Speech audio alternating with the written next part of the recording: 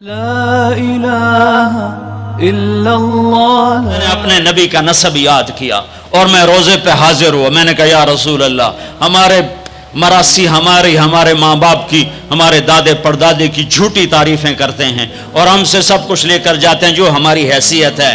آپ سچے، آپ کی نسل سچی، آپ کی جد سچی، آپ کا شجرہ سب سے اعلیٰ، آپ کی ذات اللہ کے بعد سب سے اعلیٰ.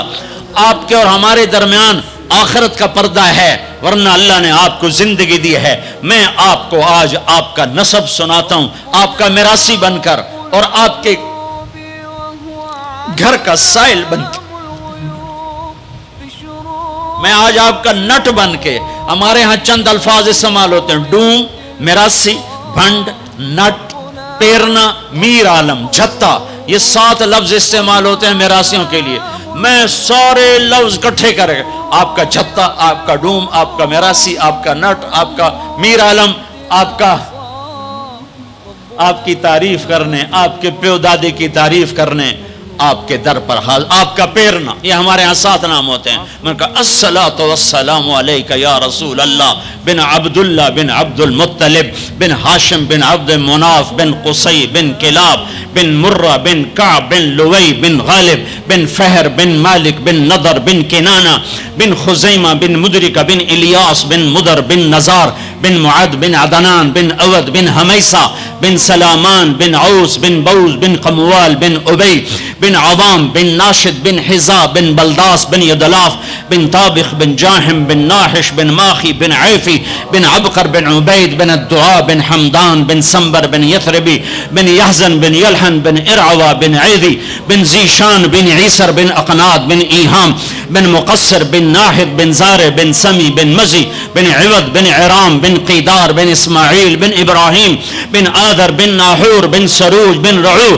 بن فائج بن عابر بن ارفقشاد بن سام بن نوح بن لامک بن متوشال بن ادریس بن یرد بن ملحلئیل بن قینان بن آنوش بن شیس بن آدم علیہ السلام.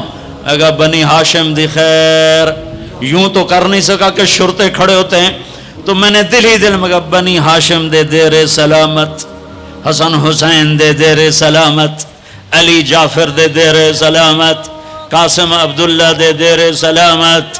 میں نے پورا مراسم، اور میں اتنا رویا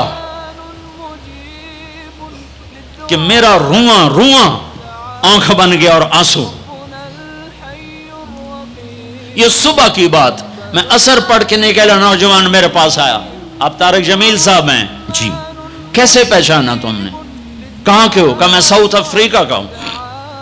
آپ کے ساتھ مجمع تھا. میں نے پوچھا یہ کون جا رہا ہے؟ انہوں نے کہا یہ پاکستان کے طارق جمیل صاحب ہیں. کہا جی میں آج عصر کی نماز پڑھنے پہلے آ گیا تو آ کے بیٹھا، مجھے بیٹھے بیٹھے نیند آ گئی. میں نے خواب میں اللہ کے نبی کی زیارت کیا. آپ نے فرمایا طارق جمیل کو میرا سلام پہنچا دو. میں نے کہا میرا سلام پہنچے گا. اسی میراثی پکے ہو گئے. مجھے ان تقریروں پر تو کوئی امید نہیں ہے کہ میری بخشش ہوگی، چونکہ یہ مجموع کے سامنے بیٹھنا، اس کے بعد کوئی یہ دعویٰ نہیں کر سکتا کہ میں اللہ کے لیے بات کر رہا ہوں. اللہ کی قسم، میں آپ کے بارے میں قسم کھاتا ہوں کہ آپ سب اللہ کی رضا کے لیے آئے بیٹھے ہو. لیکن جو یہ یہاں بیٹھا ہوا ہے یہ قسم نہیں کھا سکتا کہ میں اللہ کے لیے کہہ رہا. مجھے نہیں پتا میں کس کے لیے کہہ رہا ہوں. میں منہ سے کہتا ہوں میں اللہ کے لیے کہہ رہا ہوں، لیکن یہ موت پہ پتا چلے گا کہ اس کا مقصد واہ کی طلب تھی یا اللہ اس کے رسول کی طلب تھی. لیکن آپ پر مجھے 100% یقین ہے کہ آپ سب اللہ کے لیے آئے بیٹھے ہو. تو آپ کی طفیل شاید اللہ میری ریا کو بھی اخلاص میں تبدیل کر دے.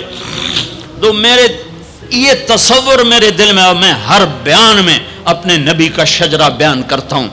ویسے بھی ہم لوگ اپنے نبی سے نا آشنا ہیں. ہمیں پتہ نہیں ہمارا نبی تھا کون، ہمارا نبی کیسا تھا، ان کی زندگی کیسی تھی، ان کے گھر کا کیسا تھا نظام، باہر کا کیسا، ہم جانتے نہیں. ہم سیکھو اپنے حبیب کی معاشرت سیکھو، تجارت سیکھو.